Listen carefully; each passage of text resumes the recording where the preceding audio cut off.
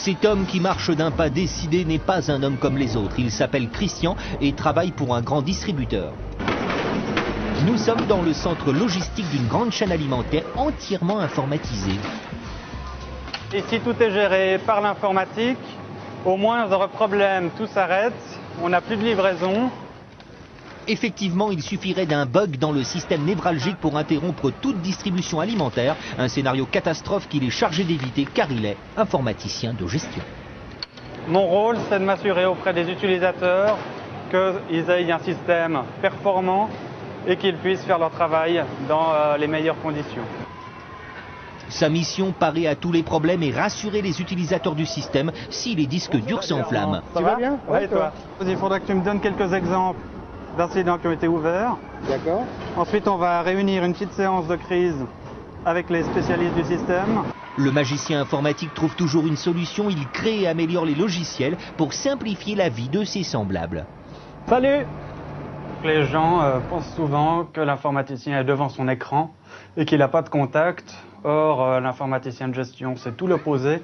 On est en relation avec les utilisateurs pour essayer de comprendre leurs besoins et ensuite de répondre à leurs besoins de façon informatique. Ouais, salut Vincent. Salut, comment vas-tu? Bien et toi? Extra. Je viens de voir pour faire un petit point sur le système d'encaissement pour voir quel est ton ressenti. Résultat, les kilo-octets nous ont permis de recevoir des kilos d'orange, mais le travail de Christian ne s'arrête pas là. Il s'assure que le système informatique reste toujours adapté aux besoins du marché. Ainsi, quand le prix des aliments change, les logiciels répercutent immédiatement cette information aux caisses et sur les étiquettes. Une gymnastique qui requiert une bonne condition informatique.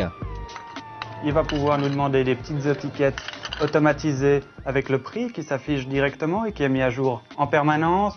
Il va pouvoir nous demander un système audiovisuel qui est mis à jour avec de la publicité, des informations, la météo, les promotions actuelles. Chaque jour, ce sont ainsi des millions de données d'achat, de prix de livraison, de salaires qui transitent par les autoroutes de l'informatique jusque dans ce lieu tenu secret à l'abri des attaques virales. Nous sommes ici dans notre salle serveur, c'est le cœur du système informatique. Toutes les données transitent ici, que ce soit les données de caisse, les paiements des clients, les données de logistique sont stockées sur les disques durs. Dans cet univers, la machine n'est pas censée se substituer à l'humain, mais à lui faciliter l'existence. Nous entrons d'ailleurs dans le centre de test. C'est la salle qui nous permet, avec, comme vous le voyez, beaucoup de caisses qui nous permettent de tester les nouvelles fonctionnalités, comme par exemple si nous changeons notre système de code barre, si nous avons une nouvelle carte de crédit. Toutes les caissières, elles vont pouvoir maintenant avoir directement les petites images.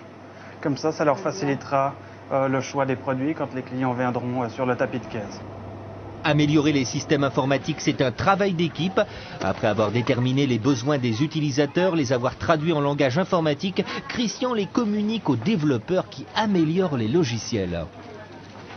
Une fois, on va régler un problème des relations humaines, une fois, on va régler un problème commercial. Donc, c'est cette variété, au fait, de tous ces domaines d'activité qui font la richesse et l'intérêt de ce métier d'informaticien de gestion.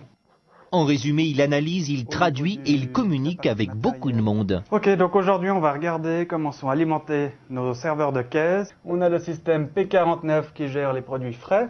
Pour être informaticien de gestion, il faut une grande qualité humaine pour pouvoir dialoguer simplement avec les utilisateurs et comprendre leurs besoins. Il faut un esprit synthétique et méthodique pour pouvoir définir les solutions.